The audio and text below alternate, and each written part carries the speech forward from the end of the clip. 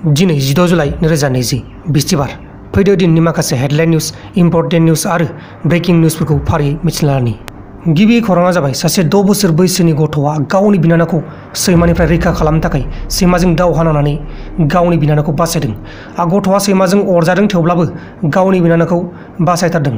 दा बे निउसआ जोंनि बे गासिबो बुहुमावनो मुंदांखा जागासिनो दङ। लोगोसे रिलायन्स जिअ'आ 5G नेट बानायनो थाखाय थांखि लागासिनो दङ। गभर्नमेन्टआ एप्रुभेल होखांनायनि उनाव 5G नेटनि खामानिखौ जागायसिगोन होनना मिथिनाय जादों। बे 5G नेट प्रजेक्टआव गोबां गेदेर कम्पानिफोरा इनभेस्ट खालामदों एबा खरसा खालामदों, जेरै Google company, WhatsApp company, Facebook company आरोबाव गोबां गेदेर कम्पानि दंबावो। दानिया फैदो गुबुन खौराङाव। गुबुन खौराङा जाबाय आसामाव मैयाहाय आरोबाव सासे डक्टरा कर'ना भाइरास जानानै थैनांगौ जाबाय। बिथांनि मुङा BK शर्मा।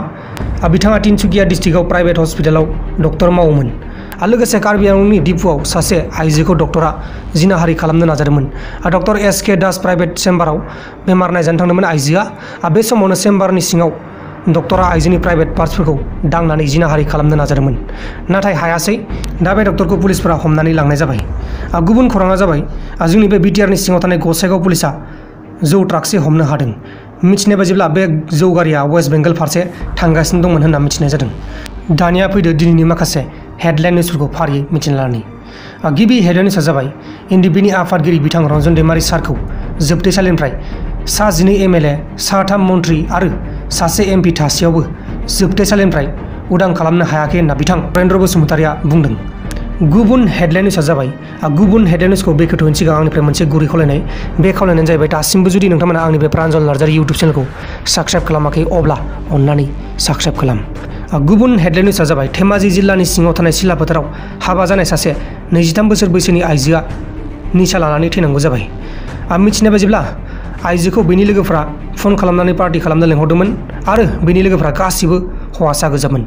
बे टानिया रेगंआ अफाद्राय निसा लानानै थैनांगौ जाबाय। दा बे जाथायनि सासे दायनिगिरिखौ पुलिसफोरा हमनो हाबाय। दानिया फैदो गुबुन हेडलाइन निउसआव।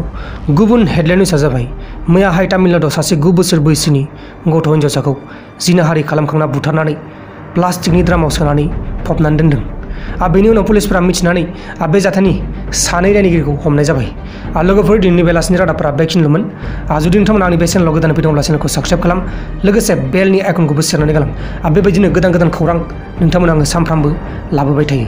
लोगोफोर बाय बाय। गोसोआवसो दंमोन नामा नोंखौ मोजां मोननाय, गोरबोआवसो दंमोन नामा नोंखौ हास्थायनाय।